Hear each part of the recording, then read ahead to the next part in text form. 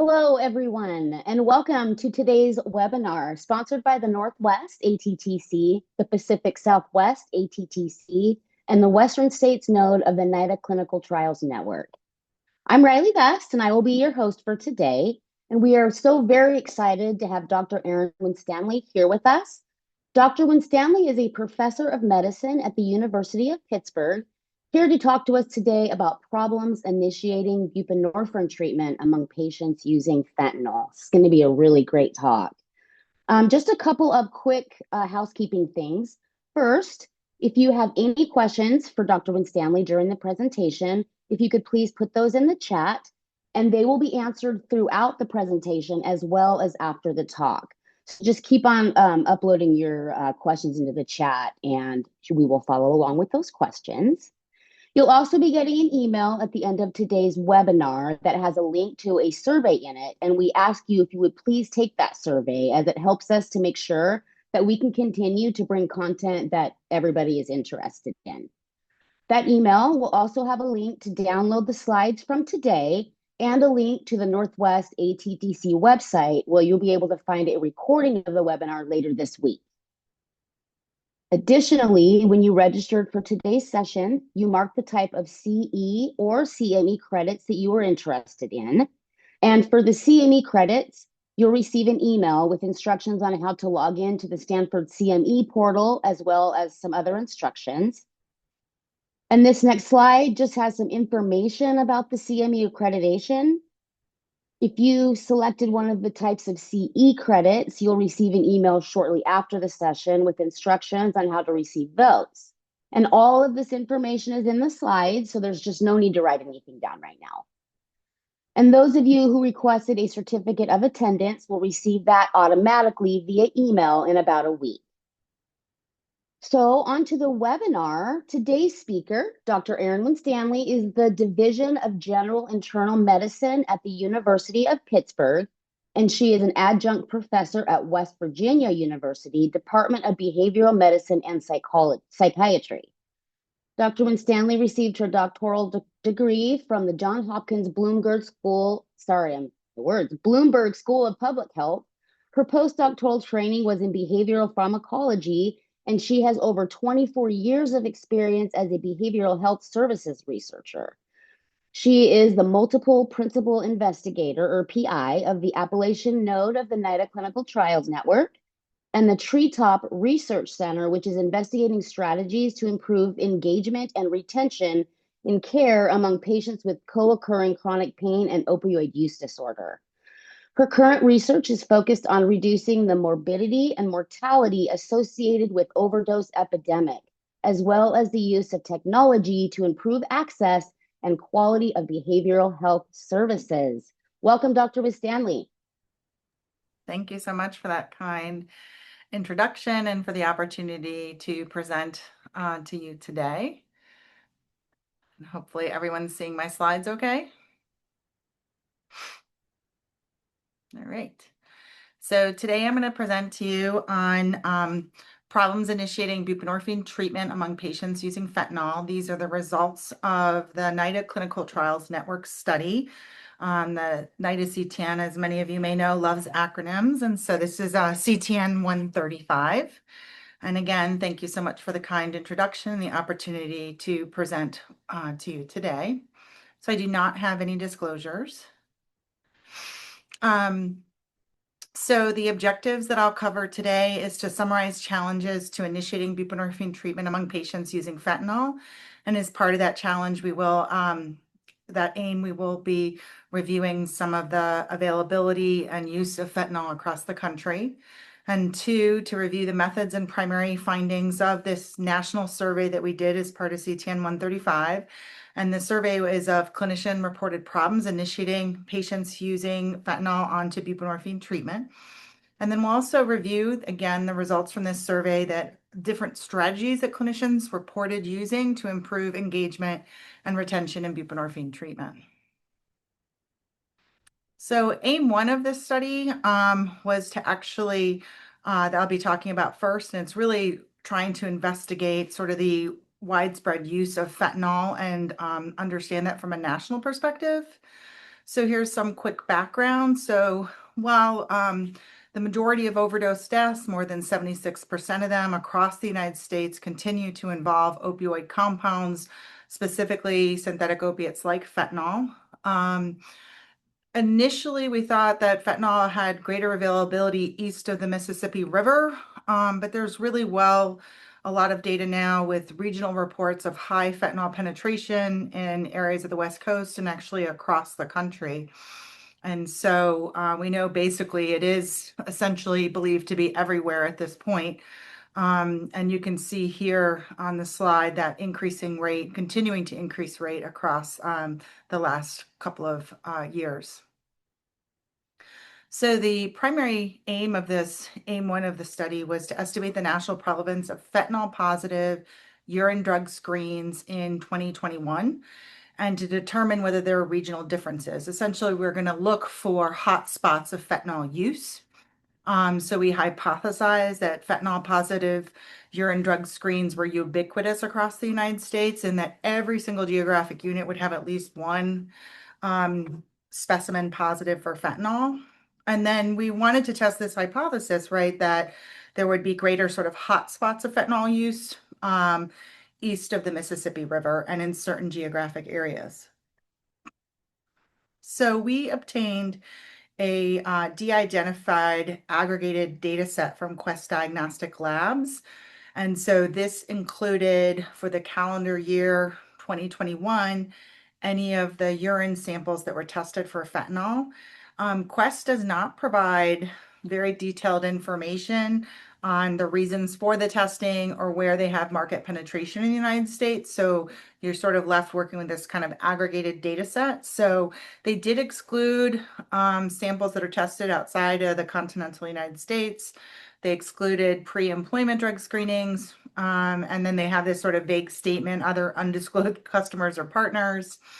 All of the tests were using standard immunoassays, and positive results were confirmed via mass spectrometry, and they were based on detection of fentanyl or norfentanyl metabolite. So we aggregated the data at the 3-digit zip code, and if there were zip codes with low counts, it had to be suppressed to the 2-digit zip code level. So data was available for 64% of the 3-digit zip codes in the United States. For those that were missing, we don't know if they were missing because of lack of Quest market penetration in those areas or whether there just wasn't any testing for fentanyl in those geographic units.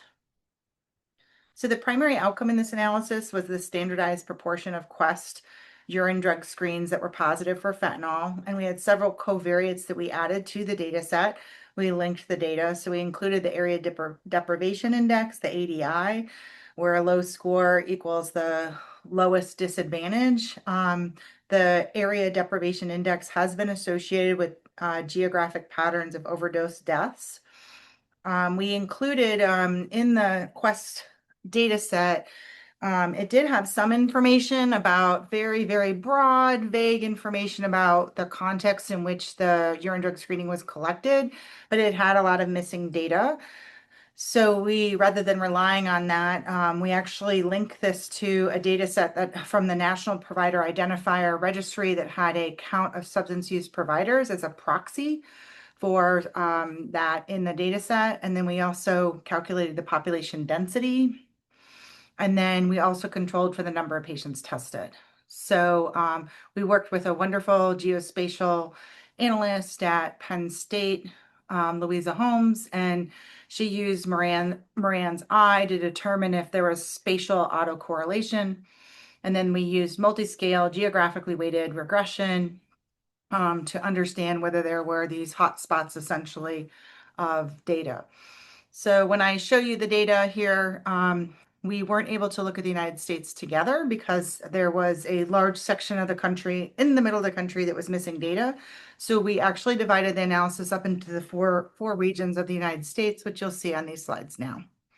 So overall, across all of the urine drug screenings collected in 2021, there were 14% of those tested positive for fentanyl. So it's a relatively low rate, but higher than what had been established from previous studies in outpatient medical settings. And as we had hypothesized, almost every single geographic unit, in fact, 99%, did have at least one fentanyl positive urine drug screen. So we'll start with this sort of northeast part of the country, and I'll just orientate you to the colors on the map before I get started.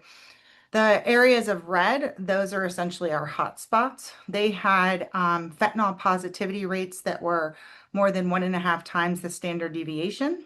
And then on the map, you can see the green areas. Hopefully that looks okay. It's like a light green or a neon green. Those are zip codes that are actually located in Appalachia.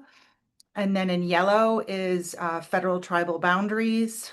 And then the dark blue is essentially areas that had less than anticipated. They're not quite what we call hot, cold spots, but they had lower than anticipated rates of lower than average fentanyl positivity rates. So you can see, probably not too surprising, we know that Massachusetts area in general had a lot of early and consistent reports of fentanyl use, widespread use. And so that we see replicated here, the Boston and Cape Cod areas being very, very high. We can also see this area in New Jersey as being a hotspot, and this area in Pennsylvania as well as being a hotspot. In the southeast region of the United States, you can see sort of some areas of hotspots overlapped with tribal boundaries in the North Carolina area and Tennessee. And so that's in that Greenville, South Carolina, and also the Cherokee tribal boundaries there. And then also this area, which essentially is not quite across from Cincinnati, but it's northeastern Kentucky, again, right along that Ohio border, as also being another potential hotspot. Sort of in the Midwest area for which data was available, you can see that Chicago and this upper peninsula of Wisconsin were identified as hotspots. And then, of course, here on the West Coast, we can see that this southern area of Arizona was identified as a hotspot. Also, again, seeing this pattern of overlap with some of the tribal boundaries in that area, but again, not seeing many other hotspots on the West Coast. But there certainly is still areas in the southeast. So we also looked at, interestingly, while the area deprivation index has been associated with geographic patterns of overdose deaths, we did not find it to be associated with fentanyl positivity. So that was actually kind of interesting. It was somewhat associated in the purple area, again, seeing in that high density area in the Boston, Massachusetts, Cape Cod area, where it was somewhat associated with it. But across all the other regions, there was no association. So it was not found to be predictive in our models. So just to summarize what we learned in this AIM-1 of this study is, as we anticipated, and probably as most people know, fentanyl use is actually ubiquitous across the United States, with 99% of those geographic units having at least one fentanyl positive urine drug screening for fentanyl. It is a little bit higher overall, like in a community-based population, 14% is somewhat low or lower than might be anticipated in the community setting, but it's still higher than what has been previously published using urine drug screening in the context of outpatient medical services. But it was wildly different across the different geographic units. So just to give you one idea, in South Central Kentucky, rates of fentanyl positivity were as low as 0.2%. Comparing that to the south side of Chicago, where 82% of the urine drug screens were positive for fentanyl. So wildly different areas based on this analysis. So the clusters really didn't seem to take a pattern that were only east of the Mississippi River or only in urban or rural areas. In fact, they kind of span all of these areas. So we found hotspots in urban, rural, and suburban communities and tribal boundaries. Not as much as in Appalachia as we may have anticipated, but it did include some overlap there. So so that's sort of the summary there. So I'm going to go on now, moving on to aim 2 of the CTN 135 study. And this is the provider survey that we did on problems that clinicians encounter when meeting with treating patients with using fentanyl with buprenorphine. Is it okay if can I open it up to some questions? I see there's some things in the chat right now. Do you recommend that I stop sharing so I can read the chat, or? Yeah, I don't actually see any questions for you yet. Everybody's Okay. introducing themselves, and somebody has an audio problem. That's all I'm seeing right now. But if anybody would like to ask any questions, please put your questions in the chat box. Or you can ask right now. I don't know actually if Meg, if people are allowed to ask, but Yeah, if people want to raise their hands, I should be able to unmute them if they want to talk out loud. I don't see any raised hands.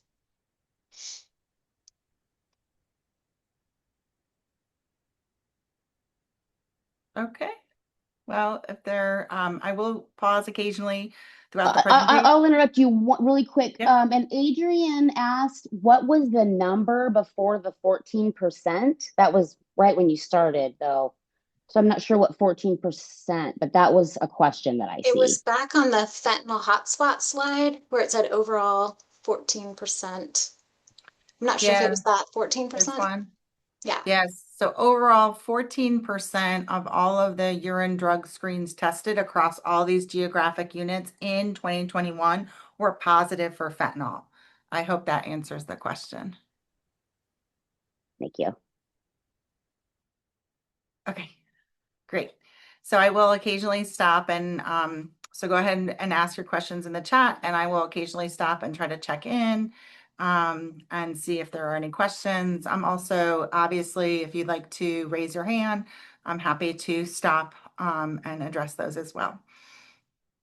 So first of all, and why do we do this study, and understanding, what are some of the problems that clinicians are encountering in initiating buprenorphine treatment among patients using fentanyl? We want to sort of start with, well, why is fentanyl a problem? So basically, for many of you may know some of this, but just sort of make sure that we create sort of a mutual understanding.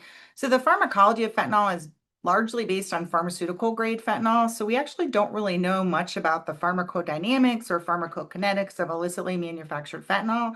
And then, of course, there's a lot of fentanyl analogs like fentanyl, acetafentanil, where we may have even less understanding about their mechanism of action, duration of effects, and really not know much about how the body responds to some of these analogs in particular. We know that fentanyl is highly lipophilic and it has a variable clearance rate. It's a little bit, interesting drug because it actually is very short acting, but it has a long sort of stays in the body and the tissue for a very long time. Of course, patients or individuals that are chronic fentanyl users, they may have more storage of that in their tissue or within their body, and that makes it difficult to sort of predict what may happen to them. Also, what's really interesting about fentanyl is it has a secondary peaking phenomenon that's sometimes referred to as a fentanyl rebound. So we'll talk a little bit about kind of what that looks like, or here's some evidence by Sharmat and colleagues. So basically, they sort of did this head-to-head comparison using pre-existing data. They were trying to understand if fentanyl-exposed individuals had more severe opiate withdrawal compared to those who had non-fentanyl opiate use. So in fact, what they did find is in the case of regular opioids or non-fentanyl opioids, there was really when you stop using, there's a linear decline in the opiate withdrawal symptoms.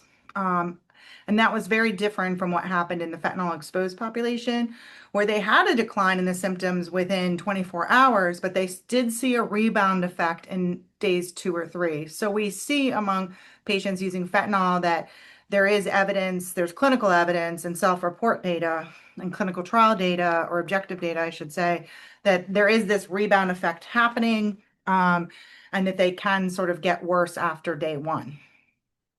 And it's just very highly variable clearance rates of the drug has been well demonstrated in the literature as well.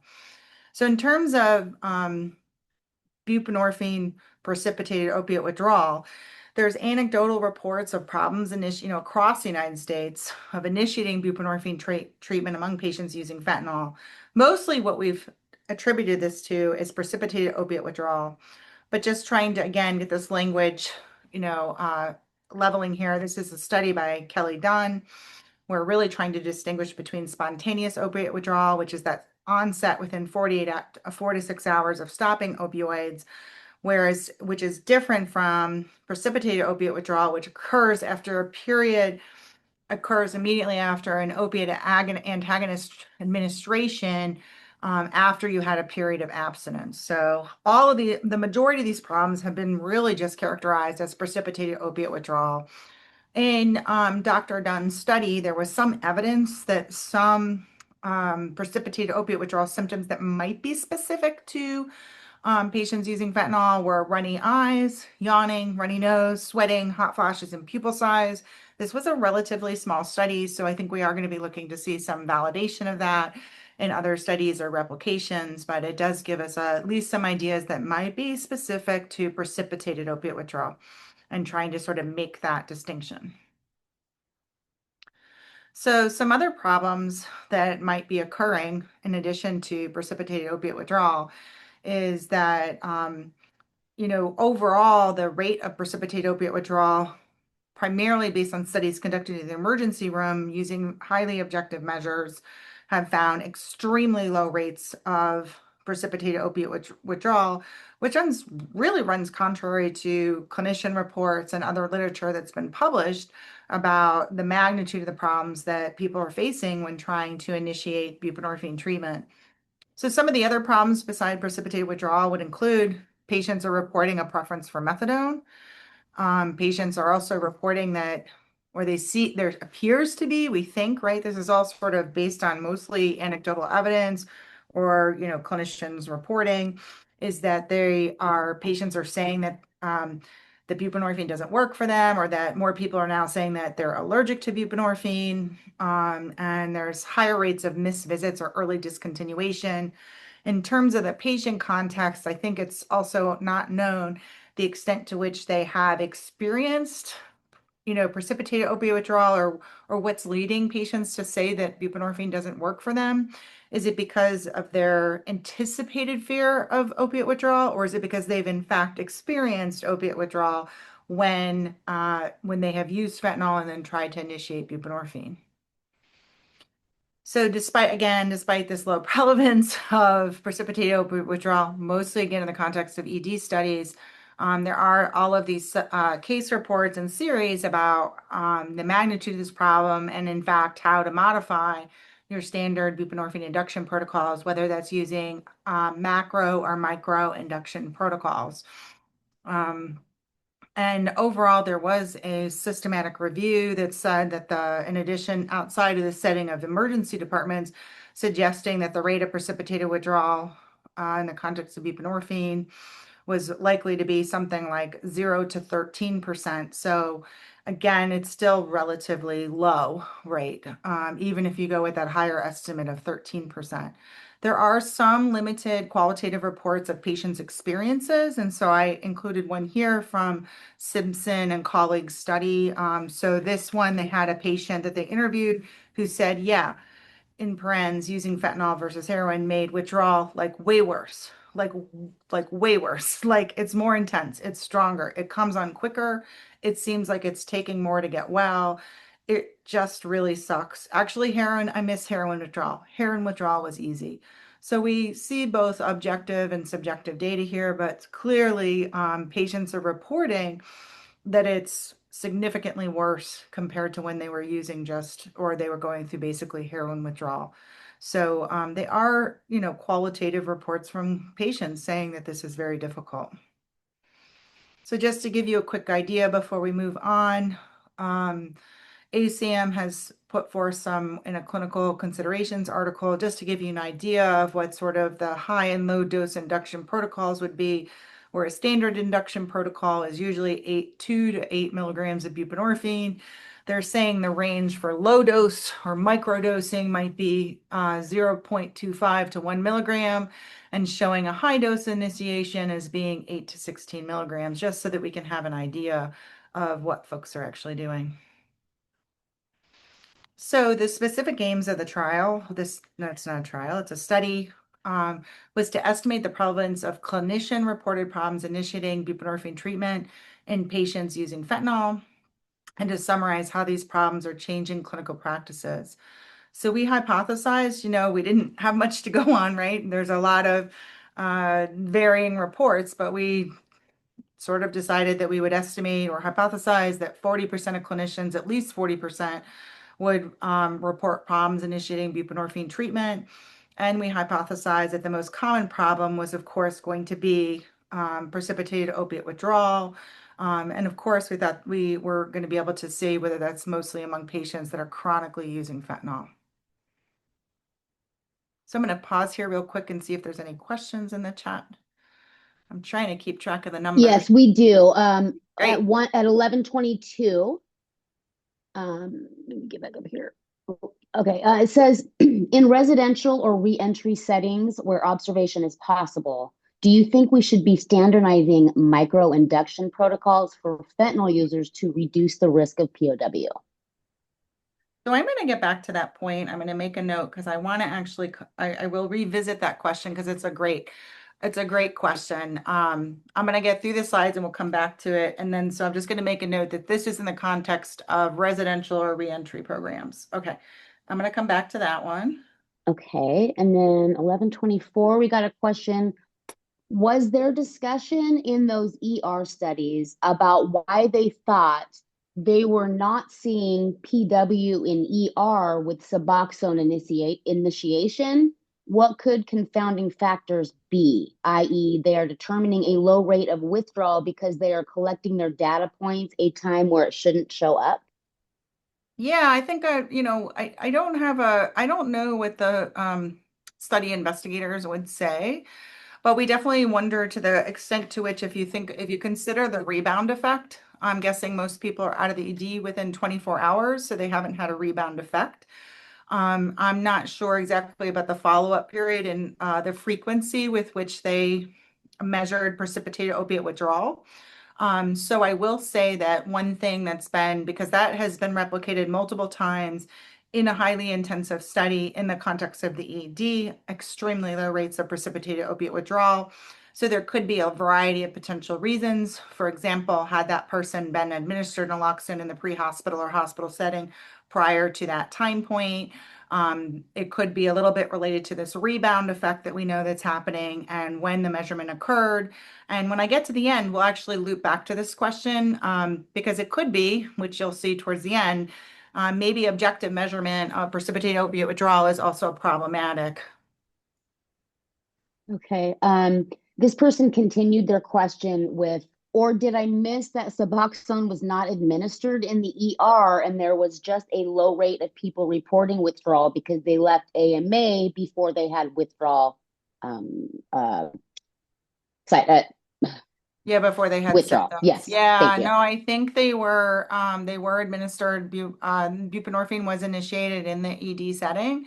And so I don't think that is the context, but I do think they used a very high objective measure of precipitated opiate withdrawal.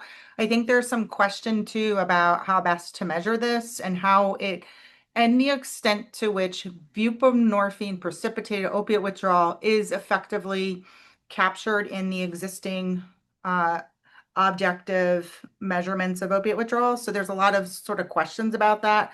I think definitely the timing and not the extent to which they maybe didn't account for the rebound effect. And of course, another issue which we've seen is there's a highly variable clearance rate. So I think just because someone's fentanyl positive in the emergency department also may not speak to the chronicity of their use. They tested positive at the time of presentation in the ED, but we don't know much more about the chronicity of their fentanyl use. So it's probably a variable population, but it is a perplexing point that we'll come to at the end. I do see another question here about do you think that the people reporting an allergy to bupe were actually experienced an allergic reaction, or is that just a common way for people to understand or describe the negative side effects that they've experienced? I think it is the former.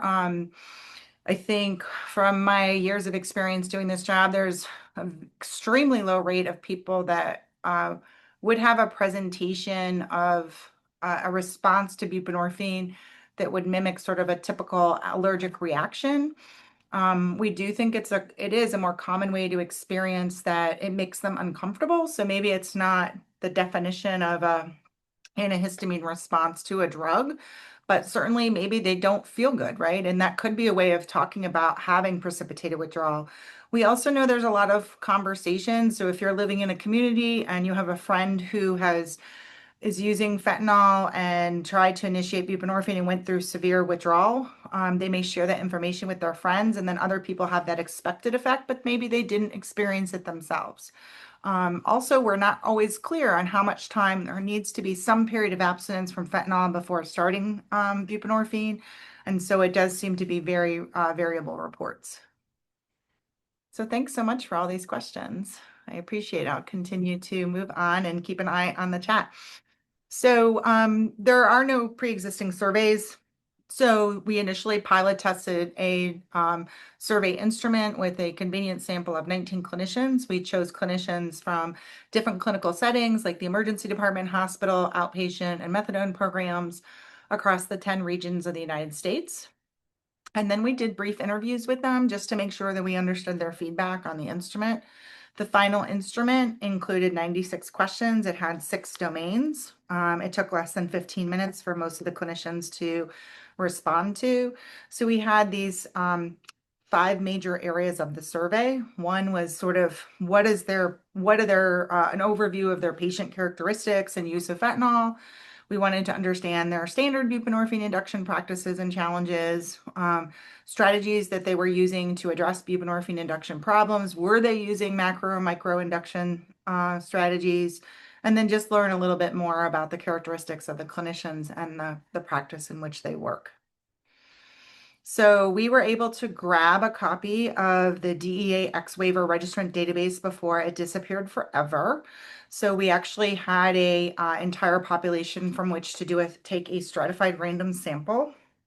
And then we went through a process where we verified their information through online searches and direct calls. We know that some people received the waiver but never practiced, could have had their prescribing license taken away. There's a lot of different reasons why we need to sort of verify that they were still an active prescriber or in medical practice. So we tried to do that the best we could. We did 2 waves of recruitment. Prior to directly sending them that invitation to do this survey, we sent out pre and post notification postcards. We were really lucky to work with Dr. Galen Switzer, who is an expert in survey methodology, who helped guide us through these enhanced ways to improve our survey response rate. And here's an example on the right-hand side of what some of those reminder postcards look like. So we tried to make sure, and we actually got some information during our pilot test. Clinicians get a lot of invitations from industry or drug companies to do surveys. In this case, we wanted to make sure folks knew that we were federally funded by the National Institutes on Health to sort of lend some credibility to the work that we were doing. The survey was open from June 2023 through March of 2024. So in this process, you can see here the flow chart. We initially had a sample of over 3,141 providers. Several were taken out again because they were deceased, inactive, or had their license revoked. We did contact, if possible, if we were able to manually obtain an email. We sent them an email invitation versus the mail through their regular standard mail. We had 641 complete the screen. The inclusion and exclusion criteria you can see here. So in order to be able to participate in the survey, they had to be randomly selected. They had to do, they had to have at least 10 buprenorphine inductions in the past year and 1 buprenorphine induction in the past 3 months. Obviously, they had to agree to do the survey, and you can see a lot of the other reasons that people fell out. So among those that were eligible, we had 405 initiate the survey, and then per our protocol for all of our analyses, we included only those that completed 50% or more of the survey sections, leaving us with a sample size of 396. So the participant demographics here were a little over half were female.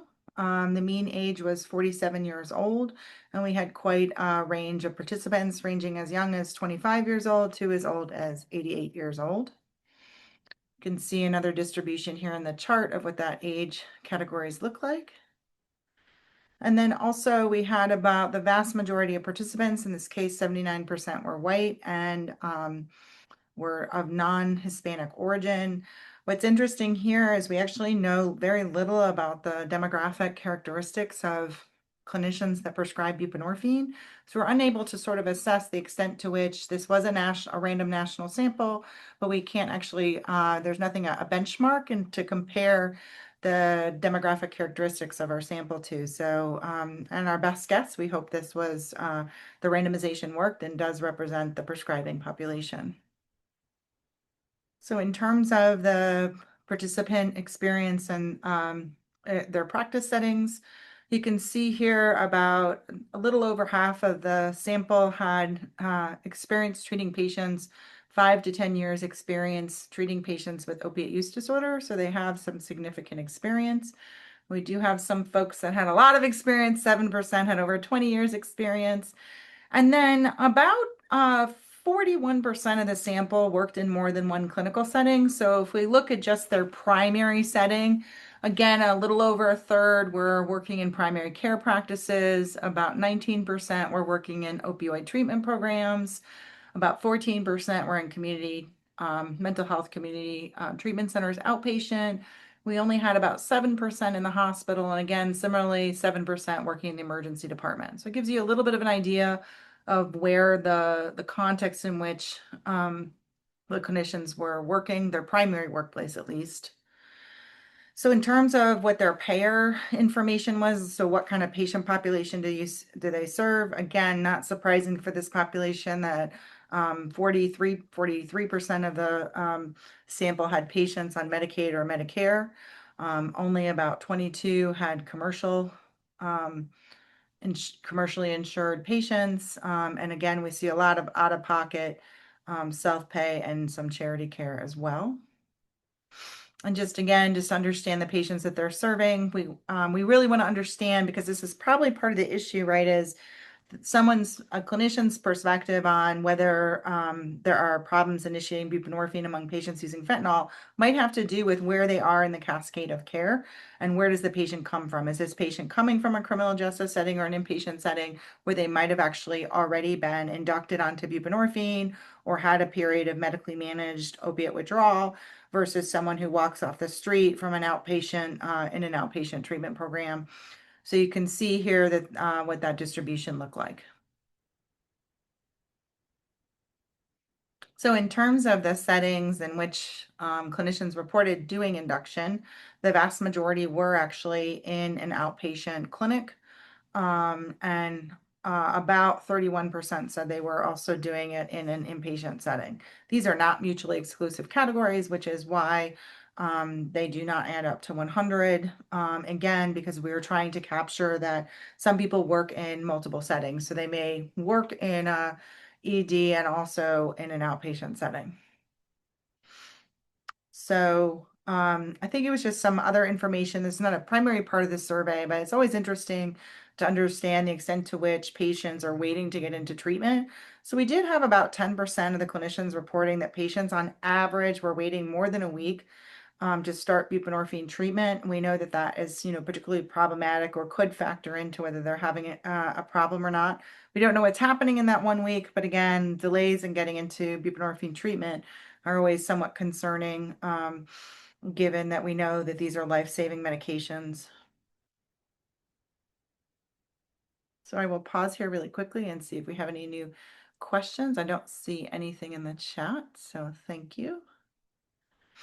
So in terms of the results of the survey, let's think about their patients using fentanyl. So there were many of them had at least 50% or more of their patients assumed to be using fentanyl. Again, these are clinician reported.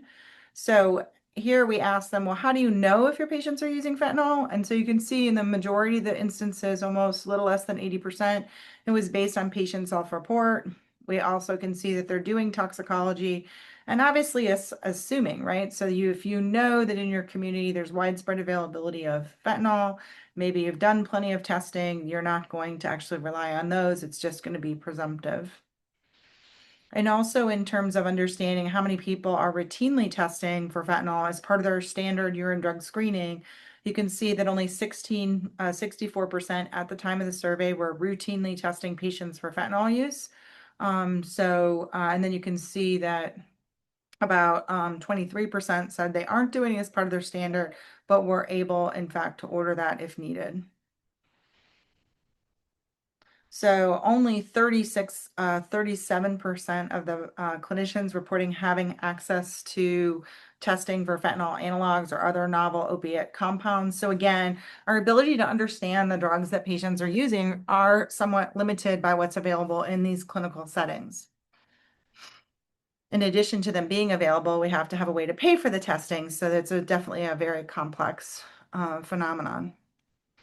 Overall, though, getting to the really meat of the issue here and why we did the survey was we really wanted to know the percent overall who reported having experienced problems inducting patients using fentanyl in the past year. Overall, 72% of the clinicians reported having a problem. You can see here that we didn't actually see any real statistically significant differences across the different regions of the country. Due to the way the survey is, we weren't powered to detect sort of state level differences or even regional differences, but we can tell that this is, they're all quite similar across the regions, slightly minusculely higher in the northeast, but again, unlikely to be statistically significant. When we think about what type of problems they were encountering when they had these problems, when they started to initiate buprenorphine among patients using fentanyl, what sort of things did they experience? So they had 70% were saying that they patients were reporting increased opiate withdrawal symptoms. About 49% were saying that patients were frequently dropping out after the first appointment. So maybe not precipitated withdrawal, but definitely not coming back or missing more appointments. We did see, while it's not that many, but 24% had patients in the past year saying that they were allergic to buprenorphine. With about 1/5 saying that their patients did have a preference for methadone. This is really challenging in rural communities where even if the patient has a preference for methadone, there may not be easy access to methadone treatment programs. We only had 10% of the sample saying they've not encountered any problems at all. So I think that sort of is also very telling in terms of the magnitude of this problem. So in terms of the specific question is, have you had patients tell you that buprenorphine doesn't work for them? A little over half had said, yes, that's exactly what patients are saying. So there's a lot of different manifestations per clinicians. It's not all precipitated opiate withdrawal. There's a multitude of challenges that they're encountering when trying to initiate buprenorphine among patients using fentanyl. So here you can sort of see these are the results of our multivariable analysis. Again, you can see that the 72% reported having problems. The majority of those were precipitated opiate withdrawal. Patients can also experience prolonged withdrawal. That was reported by 52% of the respondents. And also the 64%, 65% reported that these problems were moderately or very important. In the multivariable model, you can see here that the factors that were associated with increased probability of reporting problems were really high volume providers. So those providers that were, when they had their DEA license, were waived to treat up to 275 patients. More than 75% of their patients were using fentanyl. And they were definitely more likely to report that. We anticipated in doing this work and in the pilot work that we did, we would have definitely think that the treatment setting, leading back to that initial question, right? does the treatment setting of residential or reentry, inpatient, outpatient probably matter? And we definitely think that it does.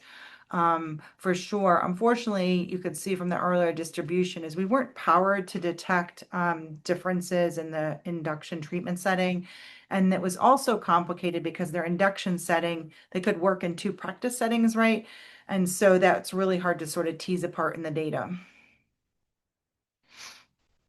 So in terms of the results that how are they modifying? So we have 72% saying that they're having a problem. But then the question becomes, are you modifying, it's a problem, but are you changing how you do standard clinical practice for buprenorphine initiation? You can see here that 67% of clinicians said that they, in fact, not only is it a problem, but they've modified how they do buprenorphine initiation. And so this gives you an idea, an overview. So we have a minority of clinicians reporting that they've changed counseling. And again, some have changed the medications or the initiation protocols with medications, but the majority are actually changing meds and counseling.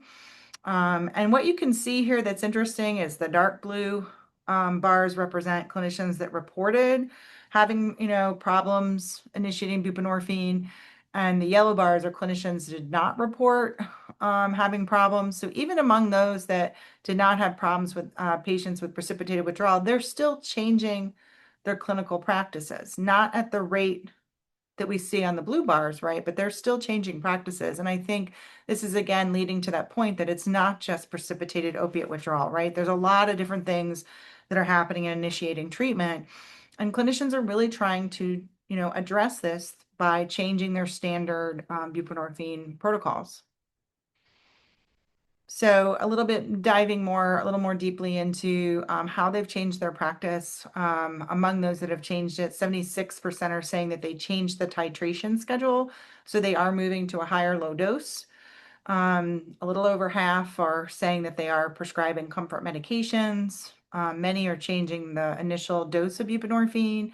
And a little more than half are saying that they had a longer lag time before their first dose of buprenorphine. So they're asking patients to wait a little bit longer before starting. Now, we do know that when you change your micro or macro induction protocols, that you might have problems actually having the pharmacy fill those new prescriptions or changing it because it's outside of standard protocols. So we did have about a third saying that they were having pharmacy-related challenges. When we look a little bit more deeply into our qualitative data, which I'll talk about a little bit more, it does look like the problems are mostly associated with macro induction protocols. So getting higher doses of buprenorphine seem to be problematic in the context of the pharmacy. From other work I've done in the context of pharmacy-related problems, filling buprenorphine prescriptions, it happens in the context of the pharmacy, but it could be related to insurance, prior authorizations, not just a pharmacist related things. Often we don't, patients first encounter insurance related problems in the context of when they go to the pharmacy to actually fill those prescriptions. So in looking at how they're changing the buprenorphine dose, we can see that they're mostly using a low dose and slowly increasing. There are some people, about 25%, that are using high dose and maintaining it.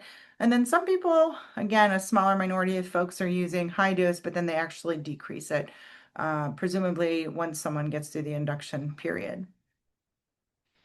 So then we have some other survey results that I wanted to share with you today as part of this.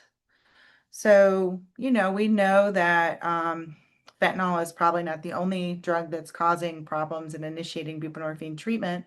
So we had the opportunity to ask, well, what other drugs are there? So besides fentanyl, what other drugs could be causing complications? Well, we know that the vast majority, 86%, endorse methamphetamine or other psychostimulants. We know from national data that methamphetamine and psychostimulants are also widely available, ubiquitous across the United States. A little less than half endorse synthetic cannabinoids. Again, not surprising seeing that 41% endorse xylazine. About a third said that they're having issues related to designer benzodiazepines. What we were really surprised about is seeing other drugs that have there's minimal reports in the published literature, and there's more reports in the media about tianeptine, or what's known in some areas as gas station heroin. We were really surprised to even see this relatively low rate of 12% of clinicians thinking that's causing problems. And of course, novel opiates like in the nitazine category. Unfortunately, at the time that we developed the survey, this really preceded the widespread use of medetomidine. We do know that that is causing a significant amount of problems. We heard local data just recently, particularly here in the greater Pennsylvania area, the medetomidine and xylazine were identified as being really difficult and medically complex in our healthcare systems here, at least. And so I think what we're seeing is that there are a lot of these other drugs, some of them are widely available, because they're being sold in convenience stores or gas stations of this sort of unregulated market that could include drugs that are being able to pass through review right now because they are basically labeled as dietary supplements or not under regulations, and that's definitely complicating things. And not surprising that we're seeing so many people across the US because they are relatively widely available. This is just a slightly different way of looking at the data. So this is at the state level, though. It's that how many of the these drugs were reported by different states. So again, you can see almost in every single geographic unit, every state, people were reporting methamphetamine. But again, it's really surprising to see that tianeptine, that there were clinicians in 25 states. So that was something really shocking to see. And part of what we're doing, I'll go through this a little bit more too, is that we think that there are other, we actually map this data. This is forthcoming in a new article that should be released really soon, maybe any day now, in this report. And so you can see the slightly darker shades of blue or gray blue, whatever color you're seeing, is states that had a higher number of clinicians reporting that this drug was a problem. So, I mean, these are, again, just they have to be interpreted with a bit of caution, but you can see there's not necessarily a geographic pattern, but we can see here some probably likely more rural states that are reporting this. We don't know. I don't have any idea of like where tianeptine is available easily or where it's being used, but this gives us a little bit of an idea. So I want to just mention some study limitations. So the data reflects clinicians' subjective opinions, and it's unclear the extent to which it's based on standard clinical tools to assess withdrawal. There's also potential sources of bias, right?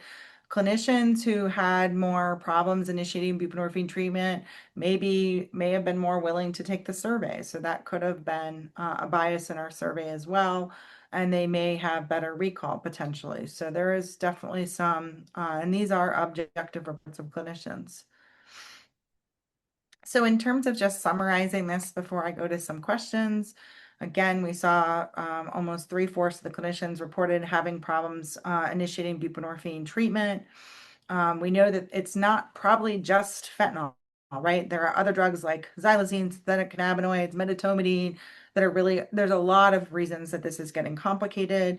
More than half of the clinicians reported that these problems were important, and they, in fact, are changing their practices.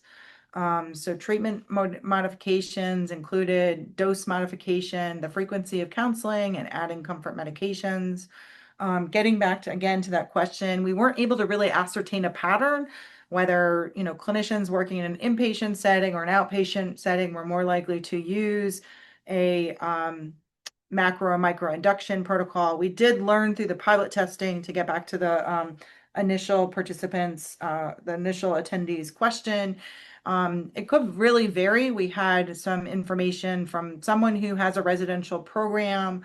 They may have less comfort medications that they're allowed under their regulations to allow, and so they didn't have the full sort of breadth of comfort medications available to them, and so they may be less likely, and it's a voluntary unit, they may be less likely to use a macro induction protocol because patients are uncomfortable and they will leave AMA, whereas we see a full dual diagnosis acute hospitalization program may have the full breadth of comfort medications that they can use while doing a macro induction protocol and be able to more rapidly get someone through that precipitated opiate withdrawal. And again, using a lot of comfort medications to make a macro induction protocol potentially more feasible, but also decreasing that amount of time that it takes. So it's widely variable depending on the setting. We saw a lot of differential reports about it. We do know that, another issue, as I've kind of alluded to, is that people are using different measurement tools for measuring precipitated opiate withdrawal. And again, it likely very much varies by the practice setting in which you're working and where were they treated before. I can drop in the chat for you guys, but if I'm going to give you 1 minute, this is the full report that was just published on this data that I just presented. This is available for free for download. And again, I'm happy to put this in the chat, the actual PDF. So I'm just going to make a few concluding questions. I have some more to go through on my slides. I'm not done yet, but I will take a pause after this to look at the questions. So I think what we know, looking across the first aim of CTN 135, the second aim of 135, is that fentanyl use, in fact, is ubiquitous, but there's definitely some hot and cold spots of use, but it's not bounded by a geographic unit. It's not just east of the Mississippi River. It's not just in urban or rural communities. It's very pervasive across the US and maybe somewhat difficult to say where there are high penetrations of use.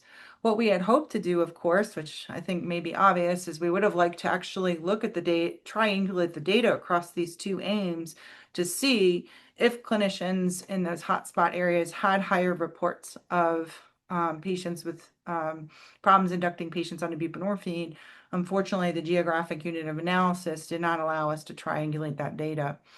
The availability of fentanyl and fentanyl analogs and other local novel psychoactive substances really varies at the local level. And I think that was very clear in the fentanyl positivity data. We have limited knowledge of individual factors that explain differential clearance of fentanyl. So we can't just, if you think about there's a buildup of fentanyl in the fat or tissue, it's not perfectly, fentanyl clearance rates are not perfectly predicted by BMI. So it's very difficult to predict that. We're not really sure what the definition of chronicity could be.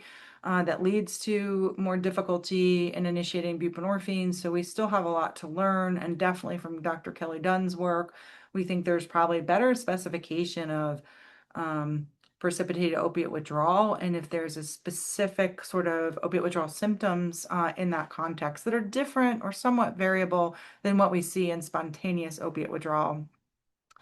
And then what happens too is that we are doing ongoing surveillance of these changing drug use patterns, but it's often significantly delayed. And even when we have this surveillance data, it's either based on epidemiological data or overdose deaths, and it's really somewhat disconnected from what's actually happening in treatment settings. So it's not always clear what happens in the context of engagement and retention. Some of these novel drugs that come in may not be changing treatment initiation, while it's clear that some are. So I'm going to just pause here and take a look at the chat to see if we have any questions. We started the new questions at 11:43. Okay. Would you like me to read them or? Yeah, that'd be great. Okay, so we have the first one here is there any way to study the 10% without problems to determine what possible success factors might be operative? Yeah, we don't know. We sort of had that's a good question. We had a sort of a hypothesis that perhaps, because we're asking at the time of the study in the past year. So one thing, and I'm not sure if this what you is embedded in your question is, maybe they were early on in the fentanyl epidemic, they knew how to change their practices and were successful. So that was really kind of difficult to capture in a cross-sectional survey, but that definitely could be part of it, that they actually had tackled the problem. And so, in fact, have no problems going on. Again, if we had been able to triangulate the data with fentanyl positivity, we saw regions like South Central Kentucky that actually had really low rates of fentanyl positivity. So maybe there really was not as, maybe they're not hotspots of fentanyl use. So I wish we were able to get at that, but we really were not. But it's a great question. Thank you. Okay, and the next question is, Do you think these higher rates among fentanyl dominant caseloads justify different induction workflows in residential settings, like extended observation periods or standing comfort med protocols? Yeah, I think it's clear from the data, and I will talk a little bit more about some of our next steps that I think what would potentially this is sort of what we think, what my professional opinion is based on this study and other work that I've done, is that there might be a nice way to start to think about how we could match some individual characteristics with the practice setting and really work to sort of understand how we can optimize induction workflows based on that. So I think that's something I think the data isn't quite there yet, but I definitely think that that would be part of it. Definitely at the treatment setting. The concomitant use of of comfort meds seems to be particularly important. I think because there's really limited data, I don't believe there's really any randomized trials of like a macro induction versus a micro induction. There's pilot randomized data, but not a full trial. It's difficult to sort of say, does one have superiority? And because it's likely contingent upon the treatment setting, that will sort of complicate it. So there's not a ton of empirical data.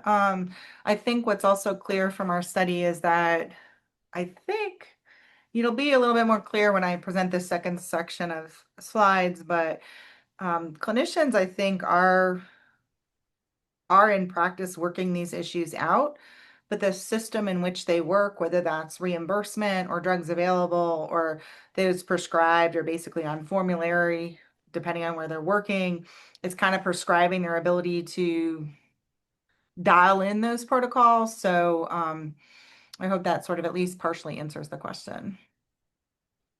Okay, thank you. Your next question is, have you seen improved treatment retention when counseling approaches are modified alongside medication induction for fentanyl users?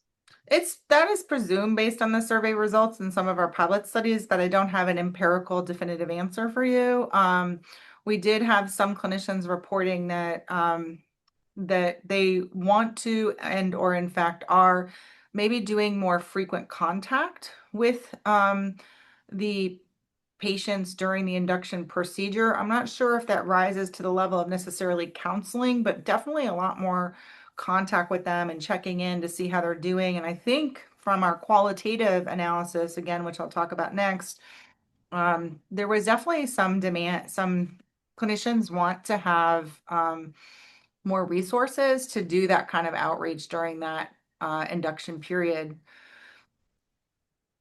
Next Okay, question. and yes, is the role of Suboxone in induction? Does it play a role? I guess is what they're asking. So I don't know. I don't think I can answer that in the presentation. I definitely could answer it afterwards if I have a moment to actually look. We did dive into the specific buprenorphine products that they're using. I don't recall at this time something specific to Suboxone or basically the mono buprenorphine product as opposed to the buprenorphine plus naloxone product. And I'm not sure, but that's an interesting question. Okay, and this next one is the likelihood of reporting participated withdrawal driven by years in practice or volume of patient?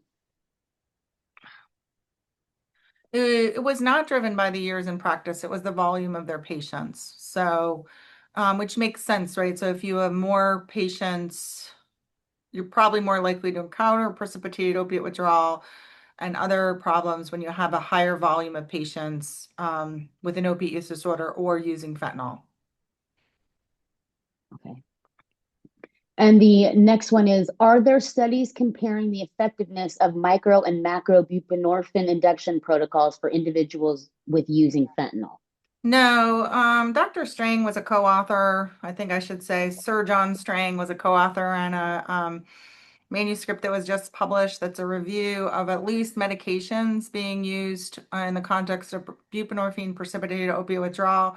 Their conclusion was there was very low quality studies and there really wasn't a lot of evidence on that. I don't think there's really actually sufficient because there hasn't been randomized trials done, we're mostly relying on case series and case reports to compare the two. And I think it makes it very difficult to understand from a broader perspective, which is better. And again, understanding that's probably, problematic. So based on the actual treatment setting. So from clinicians' reports, they are using, different macro and micro, but again, they seem to be, I would say, level of care contingent. And that's definitely complicating it. So, and I think there's just low quality evidence in order to sort of make some solid conclusions, unfortunately. Okay. This person, and you'll have to look at this probably later, but they are asking if you've ever explored the 3-day LAI dupe inductions, and they sent a link that you can probably copy free and look when you have some time to answer Yeah, that question. yeah, I think I don't know in the context of inductions. I do know that Dr. Ed Nunes, who is part of the NIDA Clinical Trials Network, has published a secondary analysis where they did find that the long-acting formulation of buprenorphine might have been somewhat superior to the sublingual formulation among patients using fentanyl. So that's kind of along that same lines, I think. So thank you. But when I stop sharing, I definitely want to click on that link. Thank you. Perfect. And then we've got one more here before you move on. In settings where testing for other co-ingestions can't be tested for, e.g. ED/office, how can one accommodate for the potential with dealing with these other drugs when using Bupe? Yeah, I think part of that is probably if patients are willing to report what they think that they're using. So I think that's largely what's happening. And also being open to the fact that when that doesn't match what your clinical experiences are, being aware that their drugs could be adulterated with other things. And that's where I think under having better surveillance data about what might be available, that's the unfortunate part of the lag time with surveillance data. Like if it's medetomidine, it could be a non-opiate. And then, of course, even when you test for fentanyl, I don't think that there are very many in a standard clinical setting that are comprehensive for all fentanyl analogs. So there's a lot of things that complicate that process, even when you do have access to good testing. Okay. And I know we need to move on here. We've got one more question and then we'll save the rest of the questions until she breaks again. This last one is, were there reports of I'm sure they said hopefully meant patient deaths from the precipitated withdrawal or need for hospitalization? No, and I think that brings me back to this really good point. I mean, despite the majority of the participants clinicians reporting problems initiating buprenorphine, we still think that they're successful in whether it's they've been successful, right, in changing their induction protocols. So we still think buprenorphine works for patients using fentanyl. That was, also reiterated in this Nunes and colleagues article that was published last year, showing that buprenorphine is still effective in patients using fentanyl.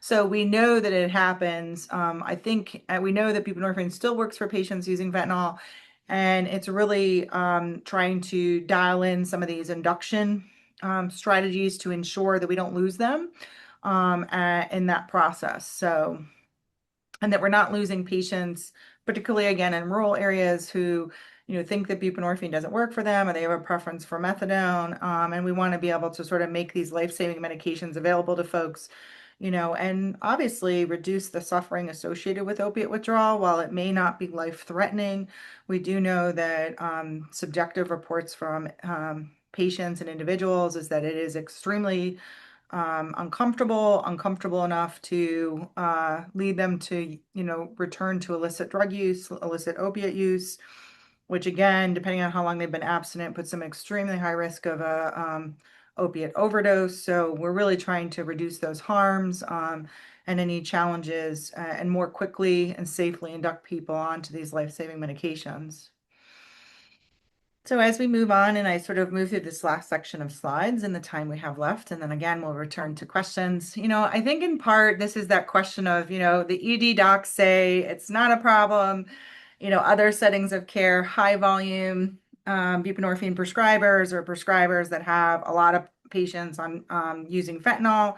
It's really a matter of perspective. So we see a lot of debate in the field, but again, I think it's because of where you sit, So when and I think this cartoon sort of well displays that. Your perspective is what you see. So I want to talk just a little bit about some of our next steps that we're moving on with this data. So we're in the process of finalizing a qualitative analysis, so I'll talk a little bit about that. We had 5 open-ended items in the survey, and we received a prolific amount of details from the clinicians that took the survey. And then also I'm going to talk to you a little bit. I want to show you this data dashboard that we're developing, and we are piloting this initial draft of the data dashboard. I'd love your input on that. And then we're doing this before we do a formal evaluation. Among the survey participants, we asked them if we could recontact them, and the vast majority indicated that we could. So we'll be doing a formal evaluation of this data dashboard that I'll share with you. So in the qualitative analysis, and we actually just presented these to our Appalachian Node Community Advisory Board just earlier today. So we had these several questions in the survey. This is the one sort of downside of doing quantitative surveys is that there's sort of like broad data, but not a lot of depth in the data. I often put a few open-ended items in surveys, never anticipating the volume of text that we would have received from survey respondents. So apparently clinicians have a lot to say about what's going on. So we had a couple of questions about anything else you want us to know, and also what were other problems that they encountered, and just more details about kind of what's going on or what we should be doing. And I just wanted to share with you, I can't share with you on a slide, but our initial thematic analysis provided by our qualitative team is for sure the clinicians are writing things saying that the presence of fentanyl in the drug supply is really making induction variable and less certain. So there's just a lot of uncertainty. Clinicians are probably likely frustrated that they can't predict who's going to do well with that induction protocol. Is it macro? Is it micro? It's just unpredictable. And it becomes problematic in their ability to communicate the process to the patient. Patients are more hesitant to initiate buprenorphine use, and it's more difficult to retain them. And also that, clinicians reported really wanting to be able to, in this era of fentanyl, have more tailored and flexible treatment programs or treatment strategies. And again, feeling that they were constricted or constricted by the regulatory options or the current practice in which they were setting, but not really being able to individualize their buprenorphine induction and processes the way that they wanted to. And also there was a really strong commitment that they reported. They have a deep commitment to treating these patients. And there was definitely some sort of moral injury or frustration that they felt like they couldn't do what they needed to do for these participants, for their patients using fentanyl, and really, again, wanting to dial it in. So we're really excited. You can look for this coming up in the next couple of months. We'll be publishing the thematic analysis, and I'm pretty excited about being able to add a little bit more depth to the survey in the voices of clinicians. Additionally, we wanted to be able to, and the idea of making this data more transparent and hopefully improving the use of this data by regular folks that are clinicians or in the community to really have access to this data and to be able to visualize the data set. And so we have a team that's developed for us this data dashboard. Hopefully this QR code works or we can get this in the chat for you, the link. And basically what I wanted to do, and I think I'll stop sharing at one point and bring you over to the survey, to the actual website. Actually, I'll do that right now, if that's okay.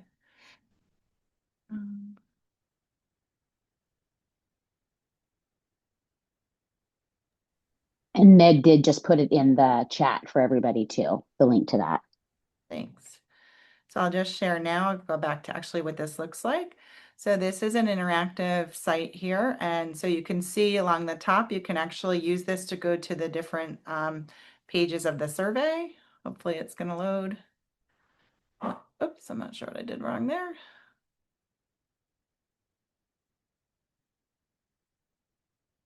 So you should be able to, sorry, my computer's kind of slow and maybe not showing it. You should be able to move through the different surveys sections and actually visualize the data and get some answers and see highlights of the data. Again, sorry, my computer's, it's loading very slowly. So you should be able to change this and see the different visualizations. You can see here, so for example, some of the medications that at the state level, the percentage of clinicians that were using different medications, say for example, gabapentin, with the darker shades of blue represent a greater proportion of clinicians reporting using gabapentin. You can see here too, specifically, if you wanted to change the data that we showed you initially about what other drugs besides fentanyl are complicating treatment. You're able to change this here to xylazine, for example. And you can see the states, probably not surprising, Massachusetts being a little bit higher at 88%. We also saw Vermont, surprising here, South Dakota. Again, it gives you a little idea. And then if we wanted to look at synthetic cannabinoids, we can see that was more likely reported in Illinois and North Dakota. Again, it gives you an overview of the data in a more interactive form than I was able to show in, in reading a paper or in my presentation. And then I'll go back to my presentation so I can finish up and we can conclude with some questions. Hold on. So again, if you have feedback that you want to send me to my email address, that's fine. We really appreciate folks' input before we finalize this. And this is new to us and hopefully a new strategy. And essentially what we're going to do, if you are so inclined, is you can actually use this QR code. And again, hopefully we can put something in the chat and basically just more formally evaluating it so that you can just give us some feedback. It's 100% anonymous. And again, we're just going to use this to improve the database, the data dashboard. So I just wanted to, as I conclude and before we open up to other questions, I just really wanted to acknowledge the funding that we received from the NIDA Clinical Trials Network and really acknowledge this is always, as all research is, a team effort. Dr. Sarah Kawasaki at Penn State was my multiple principal investigator on this study, and it really was a team effort to get this all done. So again, thank you so much for your time, and I guess we can go ahead and open it up to other questions.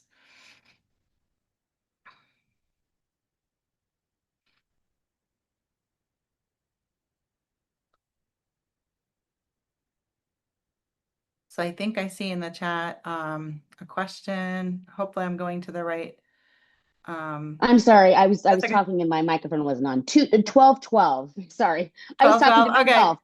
Okay. How So can this study help clinicians do a better job with bup induction? Yeah, that's a great, based on what we saw here, what we're hoping, and again, I hope it's available in the data dashboard, is that in some cases, folks can think about other adjunctive medications that people are using that might help with buprenorphine induction protocols. In cases where folks were mostly thinking about macro and micro induction and perhaps not thinking about the frequency of counseling, hopefully that's something that they can change how they think about. They might also think about the other drugs being used in their community. So really taking a step back. Again, this is not just buprenorphine, precipitated opiate withdrawal, but there are broader problems initiating treatment. The vast majority may be precipitated opioid withdrawal, but they're not all attributable to fentanyl. And there are other problems that basically induction has gotten more complicated, and thinking about other drugs besides fentanyl that may be complicating the induction process. Understanding that we don't have a clear direction right now on macro and micro inductions, but the use of that may really be contingent upon the level of care in which you're working and also the extent to which you can use adjunctive medications. And then continue to stay posted on, as studies evolve as far as which induction protocols. At the end of the day, we know that, again, the biggest take-home message is that fentanyl, buprenorphine still works for patients that use fentanyl. We know that they have equal, comparable rates of successful treatment with buprenorphine. So it does work, and clinicians are figuring out whether it's a macro or micro induction protocols changing the schedule or frequency of doing counseling, and other things that they can be doing to dial that in. And then I think we all have some responsibility at our local level to be advocating for the complexity of and allow for some of that more personalized medicine in that standard induction protocol. For example, I was really excited to hear from someone in the Department of Health at the state in Pennsylvania today, that Pennsylvania is working to remove all prior authorization for buprenorphine products and ensure easy and readable access to all the buprenorphine products, and removing, so for example, prior authorizations that might be associated with higher dosing of buprenorphine. They are sort of recognizing, and I think that's what clinicians are asking for in the open-ended responses of the survey, is giving them more freedom, higher doses of buprenorphine, more flexibility in what they're using, because it can work, but they need to sort of dial in those procedures, and we need a system around it in terms of reimbursement and clinical care. I think from a systems level, the extent to which this is available or even possible, again, is having more outreach during that initial period of time. So whether it's technically rising to the level of counseling or some kind of nurse outreach or case manager outreach during that initial period, are they uncomfortable? And I think in some cases we are recognizing, there may be a need for more inpatient or induction procedures. And if that's what it takes, having that all available. So that's a really great question. I'd also like to open it up to other people on the call. There's probably lots of clinical experts, and hearing from you about what you think is working in your local communities. Okay, while I wait for anybody to join in on this conversation, the next question here is, the study found that 72% of clinicians reported patients experiencing precipitated or prolonged withdrawal, yet emergency department studies have found the actual prevalence of the participated withdrawal to be only 0.76%. What explains the enormous gap, and what does it tell us about the reliability of clinician perception as a basis for changing treatment protocols? Well, irrespective of the ED studies, so the main thing is they're very different in what they're looking at. We can't really directly compare them. So in the study that I presented, these are clinicians' opinions, and that's the percent of clinicians reporting problems. In the ED study, that is the percent of study participants that experience precipitated withdrawal. These are using very strict objective measures, using psychometrically validated tools to determine that. But that's also only in one practice setting in the ED. So we do think that it is much higher. But again, it's probably not all rising to the level of precipitated withdrawal. So they're having problems, but they may not be meeting that research instrumentation measure of precipitated opiate withdrawal. And so that's definitely one of the gaps. I think, a caveat of the study is that these are subjective opinions of clinicians, but if it's rise to the level that they're changing their clinical practices, I think that reflects something that is worth acknowledging and recognizing, that they are experiencing a lack of success in using standard induction protocols and are looking to dial those in, and that seems to be very valid. But these are great points, because it's, it also goes back to that matter of perspective. You may work in a setting where maybe most people are actually already inducted onto a medication, and so, or they're having precipitated withdrawal initially treated in a different setting. And so by the time they get to you, maybe they are over that. We definitely think, I think with the rebound effect, that, where you see them in that withdrawal period, is it in the first 24 hours? Is it in the 48 hours or 72 hours? And then what we can't predict at the individual level is, because of this variable clearance of fentanyl, it's very difficult to understand, which patient, we just don't understand. We cannot predict which patient is going to have the most severe and protracted withdrawal and experience this rebound effect. We just have a comment. I don't have any other questions coming in. We have a few more minutes. If anybody else has questions they would like to put in the chat.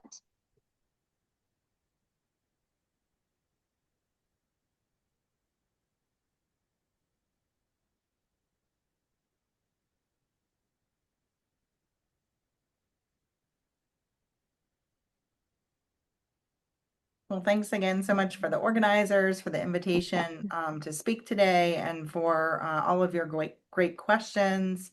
Again, if you need any other information, please feel free to reach out to me directly. I put my email in the chat. And again, I'm also interested to hear about what's working for you. Thank you so much for your time today. We really appreciate you. Thank you. Thank you. Bye.